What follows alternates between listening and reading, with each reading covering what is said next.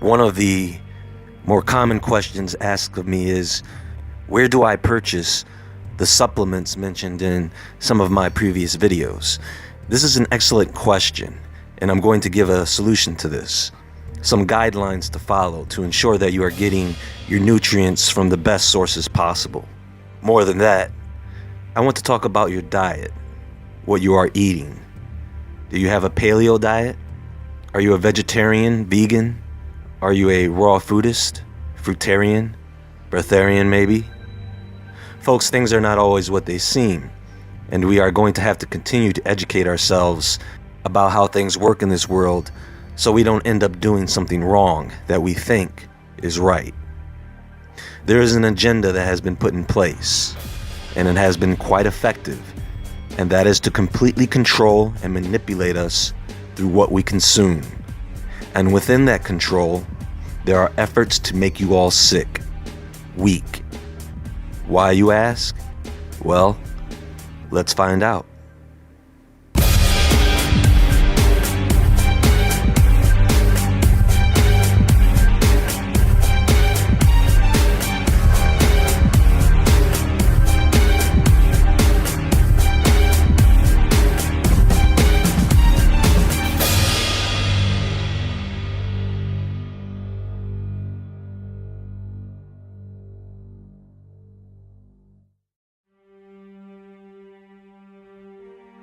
Ladies and gentlemen, I tell you, people can be quite insane.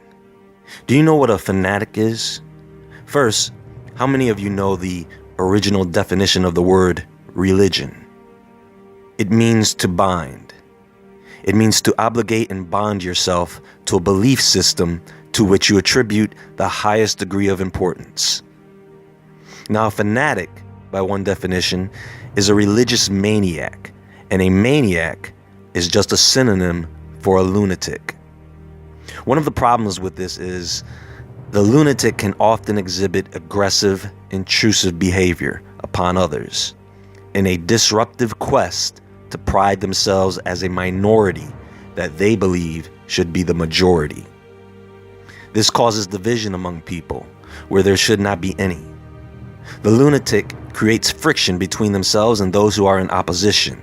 So the lunatic is often rejected, even if they are right.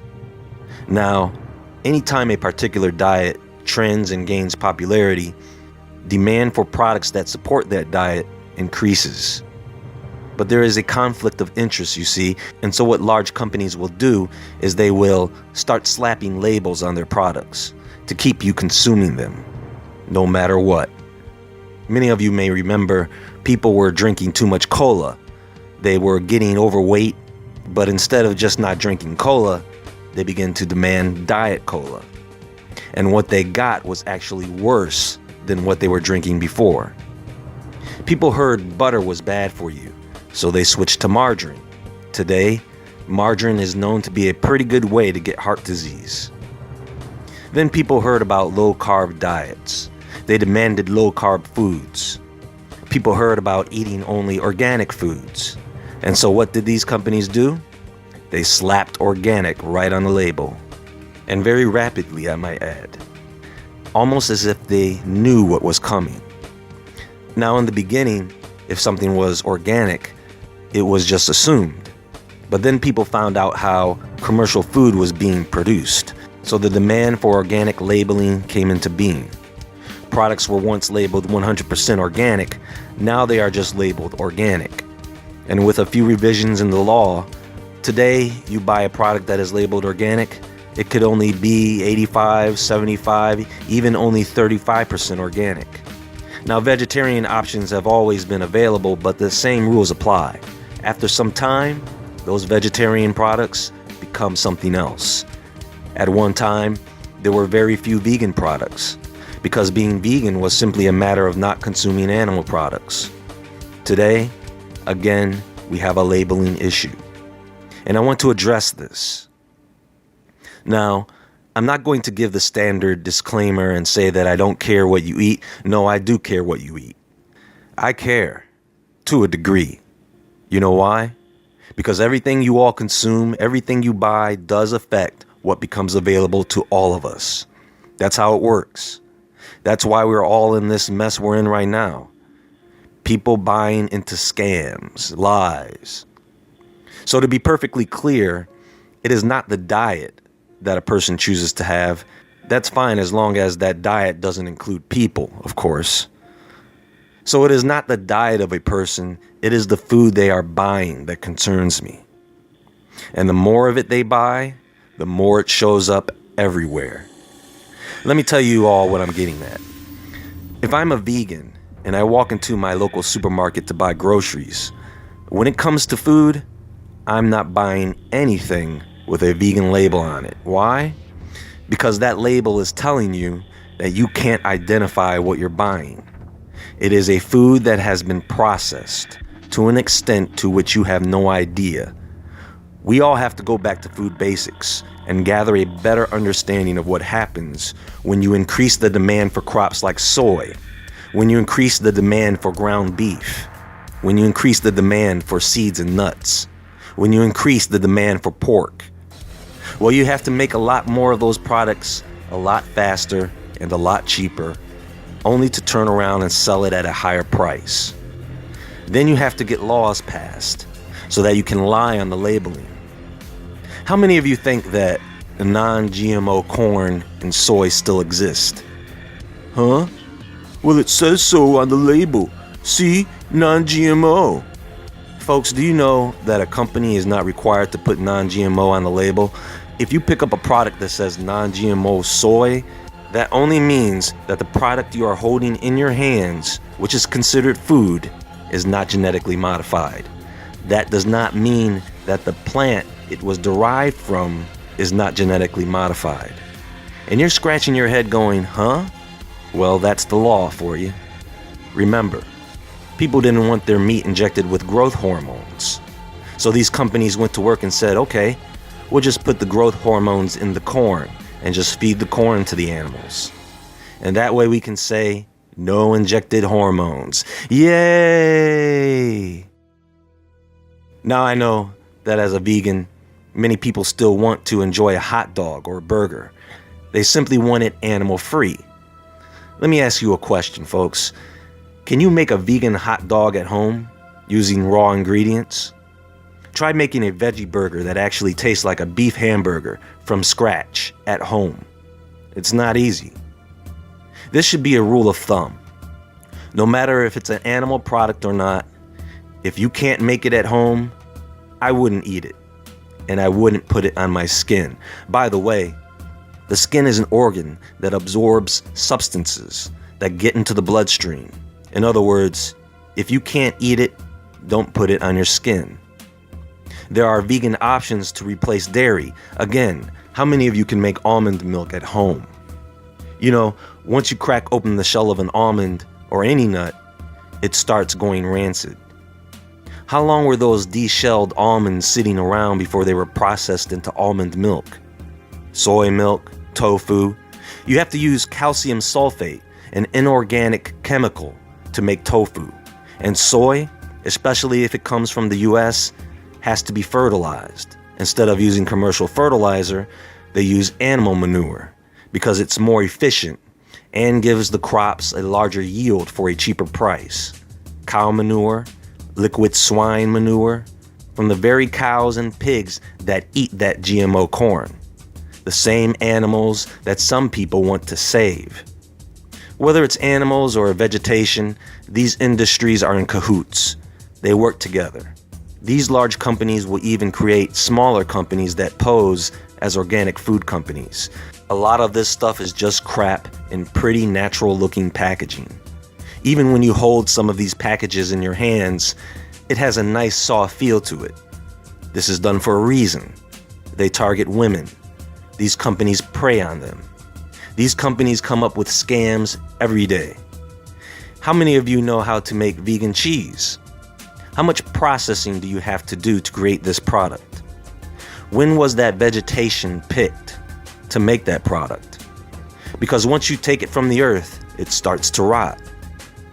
These are the questions you have to ask yourself when buying these products, folks, because the more people want them, the worse these products become. I think vegetarianism, veganism are great ways to cleanse and rejuvenate the body and mind. And I think more people should consider doing this at least as a cleanse. Take a break from meat and let your organs refresh. On that same token, I would take a break from eating corn, soy, or wheat products. You know, one thing people love are these snacks. Dark chocolate, berries, nuts, seeds. But we tend to consume these things in unnaturally large amounts.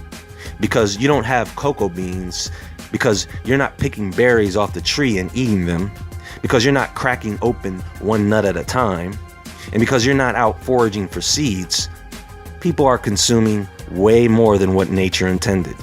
Again, once a fruit or nut is taken from the plant, it begins to lose its nutrients and goes rancid. But I understand that every animal, fruit, and vegetable is unique in what it provides as sustenance. But there are certain animals that I won't touch. There are certain fruits and vegetables I won't touch, simply because of their level of toxicity and processing, and the company it's produced by. You see, I know that I can eat grass, it's non-toxic, but it's just going to go right through me. It's pointless.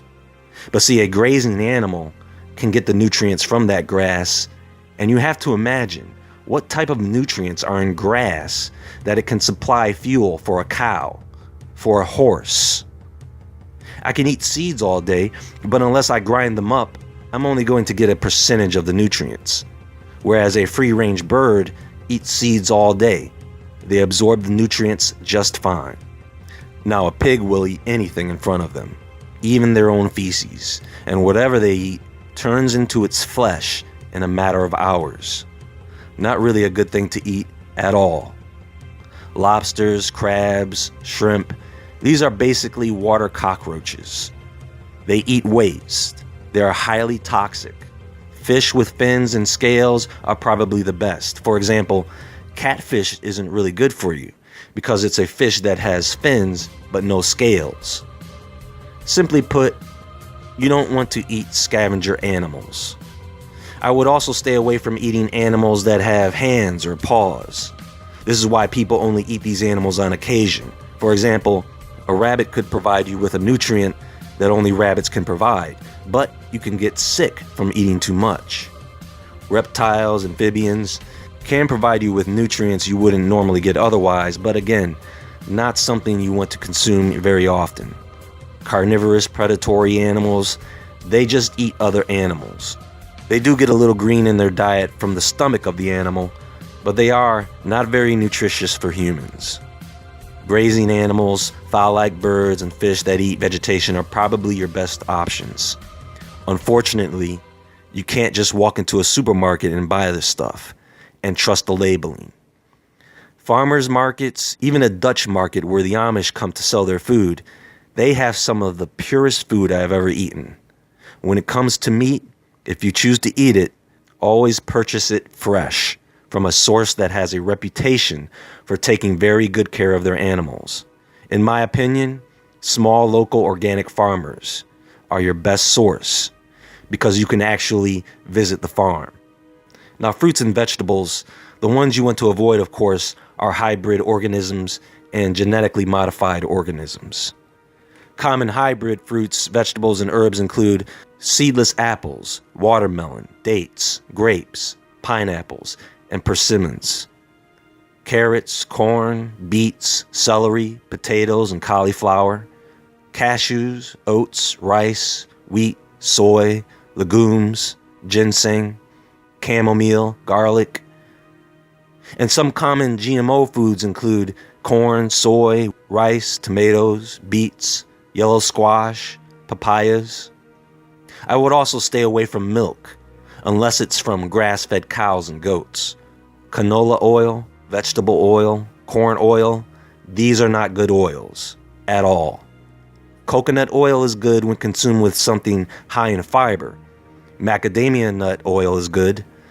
A very good quality dark extra virgin olive oil is excellent.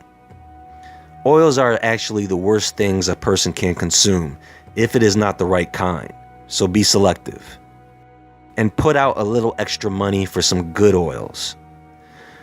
I'm being very brief here, folks, because I just want to warm you up for the next part of this discussion, part 2, nutritional supplements.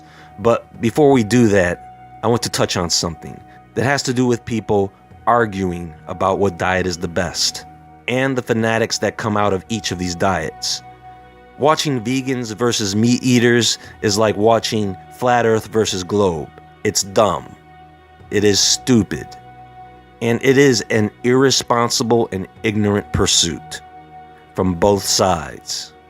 You know, I know how people like to reference the Bible to support their claims. So you know what? I have a message I'd like to leave you all with. It comes from the book of Romans, the 14th chapter. Listen closely. Accept anyone who is weak in faith, but don't argue about disputed matters. One person believes he may eat anything, while one who is weak eats only vegetables. One who eats must not look down on one who does not eat, and one who does not eat must not judge one who does, because God has accepted him. Who are you to judge another's household servant? Before his own Lord he stands or falls, and he will stand, because the Lord is able to make him stand.